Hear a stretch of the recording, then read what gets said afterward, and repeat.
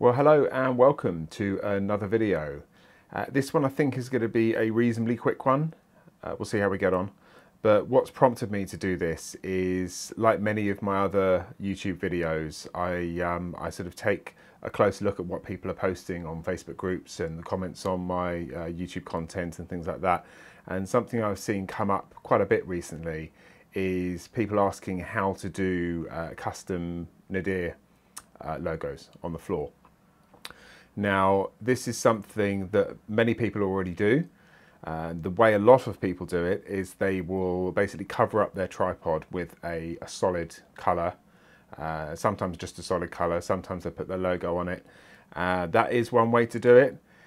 It's not the best way to do it because personally, I think it looks quite ugly, especially when you've got a really nice detailed 360 image. You may have like a nice floor, or some kind of detail, and then you look down and this is just this huge splodge at the bottom.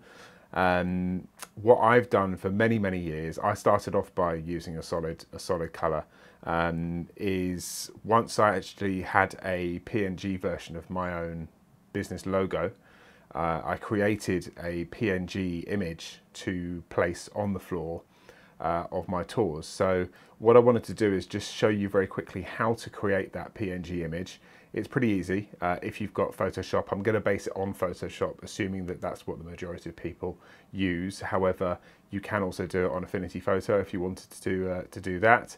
But we'll be basing it around Photoshop for this video.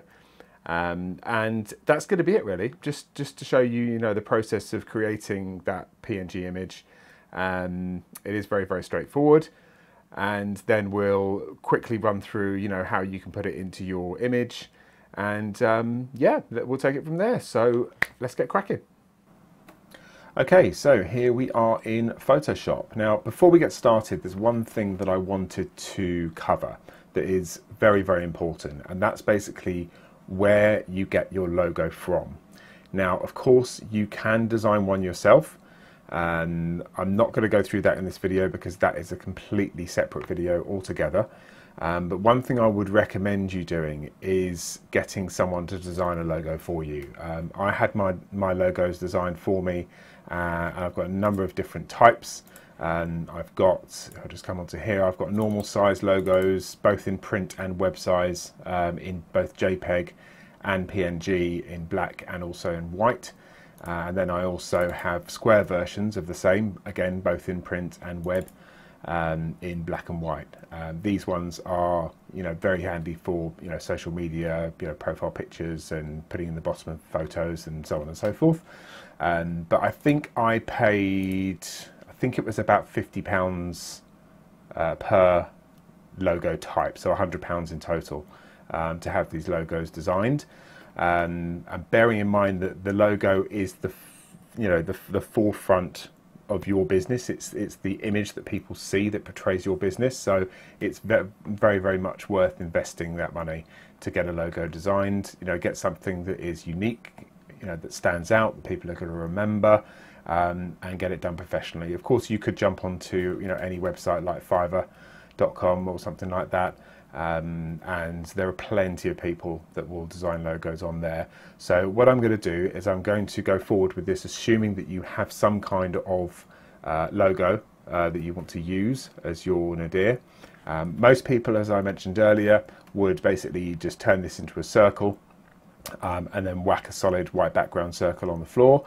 But that doesn't look as professional as something that is just very subtly placed on the floor with a see-through background. It doesn't distract from any detailed flooring or anything like that, and it just overall it just looks better. So the way that you would create this to put into your images is basically click on Create New Document. And then let's say that we want this logo to be 500 by 500 pixels. And then we will click, let's work out what color we want it to be. Yeah, let's do a black logo on the floor. So we want to have a white background. So let's click Create. Now, many of you may be thinking, well, why can't I just put you know, my PNG version of the logo, you know, on the bottom of the image. And yes, of course you can, but you want to put more in there. You know, you don't just want your logo. You know, you want to have your website on there as well. So what I'm going to do is I'm going to come up to File, Open, and then I'm going to open up the PNG version of my logo, like so. And then I'm going to do Control A to select the image, and then Control C, and then paste over here. Okay. Then I'm going to come to Edit, Transform, Scale, and whilst holding down the Control key, it just keeps the dimensions of the image. I'm going to just adjust it slightly, like so. In fact, I'm going to put it right in the middle, like that. And then above this, and this is where this differs. Of course, we could just use this with the see-through background and put that on the floor, absolutely fine. But we want to give people a bit more information and know exactly where to go. When they're looking at the virtual tour and they look at the floor, they see, oh, Nick Powell Photography, that's great, where do I go? So what I'm going to do is add some text here. Let's just change this to a different type. Let's go with Poppins, and then I'm going to increase this size. Let's go with 24. So, oh, I'm sorry, I need to change the color as well. Okay, so I'm going to type virtual tour created by. In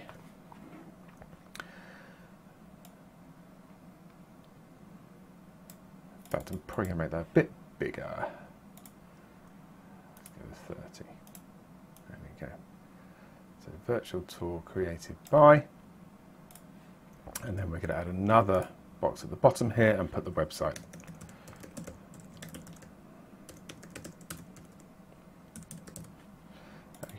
Now let's highlight all of that and make that fit in.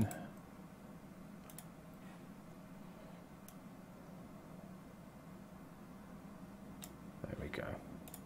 Okay. Now I'm just going to adjust these again just to make sure they're all centralized. These handy little pink guide bars here. Perfect. Lovely. Okay, so that's the basis of our image.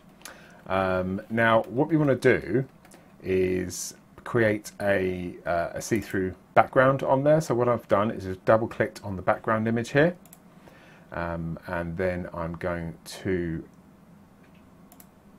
basically untick that.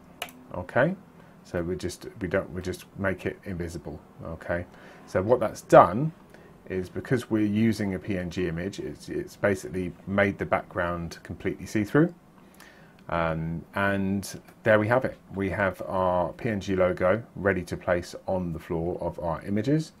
So what I'm going to do is I'm actually just going to delete this layer because we don't need it. And then I'm going to export as PNG. Okay, so if I just come in here and I'll just type, I can name this one test, save. Done. So if we come back in here, there we go, we've got our PNG logo ready to go. So the next thing we want to do is basically we're going to want to put our PNG logo on the floor of one of our images. Now there are lots and lots of ways you can do this. I'm going to show you what I believe to be the quickest way. It does involve a different piece of software, and that is Affinity Photo. Okay. There is a quicker way, and I'll show you that in a second. So what we want to do is open our image. So let's go and find that. Just choose this one here, and then we want to turn this into a 360 view. So if I come to Layer, Live Projection, and Equirectangular Projection, then that will give us the ability to look around the image like so. And then if I just look down at the floor, and then do File, Open, and then find our logo that we did. do Control A, Control C to copy. And then we'll see that the logo has been placed right up in the corner here. So what I can do is basically move the logo like so, expand it, and place it, well, pretty much anywhere that I want really. And then job done. So if I then click on merge down, that will merge this into the image, and then I've got a shortcut basically just to do live projection, remove projection. I've created some shortcuts here which is really handy. So you basically just click on that, and there we go, we're done. We've got our logo on the floor. If I just go back into the 360 view again, then there we go, we can see that it's nicely placed on the floor. It doesn't look intrusive, looks nice and clean, nice and professional, and people, when they're viewing the tour, they'll be able to zoom into this and say, oh wow, what a great tour that is. Where do I get a tour like that?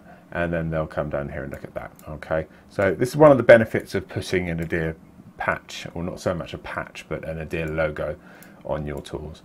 Okay, the other way of doing it, and this is probably going to be familiar with those users that use 3D Vista. If I just open up my 3D Vista software, I'm not going to go into depth with 3D Vista. A lot of you have probably seen seen the videos that I've done for them, but yeah, I mean, I just wanted to show you that if you are looking for virtual tour software, I will again tag the video for 3D Vista up above to the right, so you can click on that now. But this is the quickest, well, the way I do it, and it's the quickest and easiest way of doing it. So I'm just going to load this project up here, and then click on the first image, and then here we've got a little button that says caps. So if you click on caps, you can see I've already got my Nadir logo in here, but if I just remove that and then click on add cap, I've already uploaded one in here, but let's just say we wanted to add the new one into here. Let's find that one that we did. There we go. So we've got our black PNG logo that we've just created. In 3D Vista you can actually adjust the size of it as well, which is quite handy. I normally have mine at about 0.15 because we don't want it too big on the floor, because at the end of the day this is a client's tour. They want their information on there, not some, you know, not the photographer's information, but I think that's why it's quite good to put it on the floor, because it's out the way, and it's non-obtrusive, as to say. So you can also change the position of it as well if you want. I mean, obviously I keep this just centered at 0 because that's where I've designed it to be, and then you can also, with this, you can have it fixed into the panorama. So basically means that when you in fact, we'll have a look into that now. So if I just click on, in fact, first of all, you can do this really handy feature, and this is why I'm showing you through this, because if you are looking for virtual tour software, this is, you know, one of the features that I think is it's going to save you quite a bit of time. I mean, yes, of course, you could set up a macro or you know, something like that in Photoshop or Affinity to automatically add this image onto the floor for you in all of your images. But if you created the image with this, all you need to do is just add it to one image, click Apply Config to, select all, and done. Okay, so now you'll see that that image is on the floor of every single 360 photo within the virtual tour. Now with this fixed into panorama, if I just click on preview, let's wait for it to publish and do its thing. Here we go. There we are. So at the moment it's fixed on the floor like that. Okay, so when we turn round, if someone's looking here, they're going to look down and it's going to be upside down. Okay, so what that is handy for is sometimes people put like a direction, like a northerly direction on there, so you could have that fixed, pointed at north, wherever north is on the 360 image, and that's when you'd want to use this fixed into panorama. So what I tend to do is untick fixed into panorama, click on preview,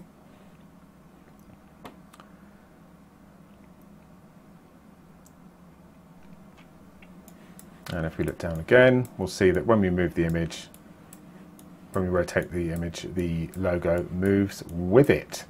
The other thing that it gives you the option to do is to have this inertia effect. I personally don't use it, you know, because I think too many animations and things like that can be a little distracting.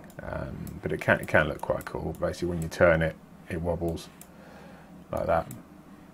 Yeah, it's pretty cool. So yeah, that is just a brief explanation as to, you know, how to create a custom Nadir logo for your virtual tours. I hope it has been helpful. Any questions, please do let me know in the comments below.